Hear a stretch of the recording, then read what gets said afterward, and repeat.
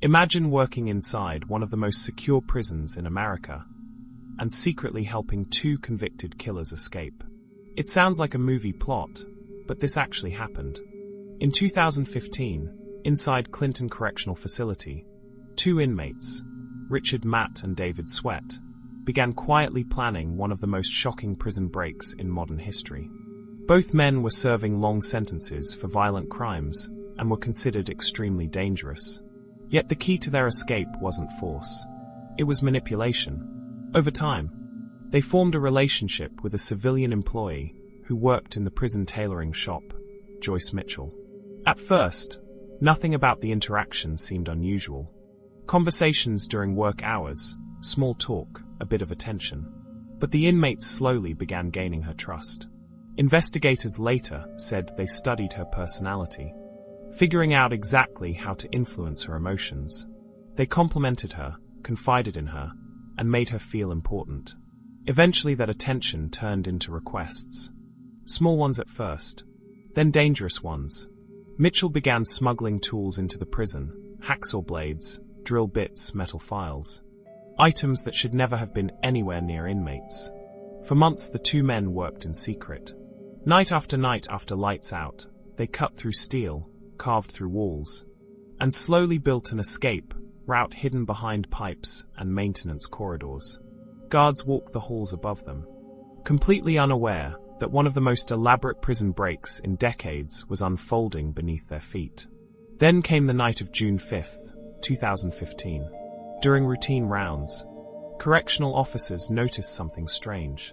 The cells looked occupied, but something wasn't right. In the beds were fake bodies made from clothing and materials arranged to look like sleeping prisoners. By the time the deception was discovered, the men were gone. They had crawled through holes cut in their cell walls, navigated a maze of tunnels, and emerged outside the prison perimeter. Two convicted killers had escaped a maximum security facility without anyone noticing until it was too late. Within hours, a massive manhunt began. Hundreds of officers flooded the area. Helicopters searched forests. Roadblocks appeared across northern New York. Schools closed. Residents were told to lock their doors.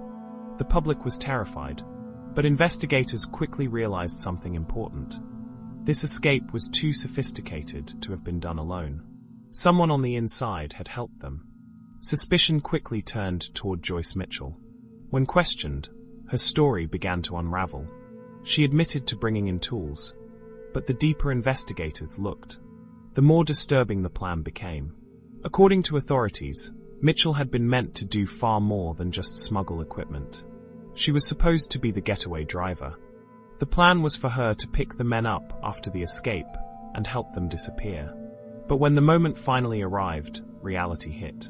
Instead of meeting them, she panicked and checked herself into a hospital claiming she was having a mental breakdown. Without their ride, the escapees were forced to run into the wilderness on their own. For weeks, the search dominated headlines across the country. Armed teams combed through forests and abandoned buildings. Residents lived in fear, not knowing where the fugitives might appear next.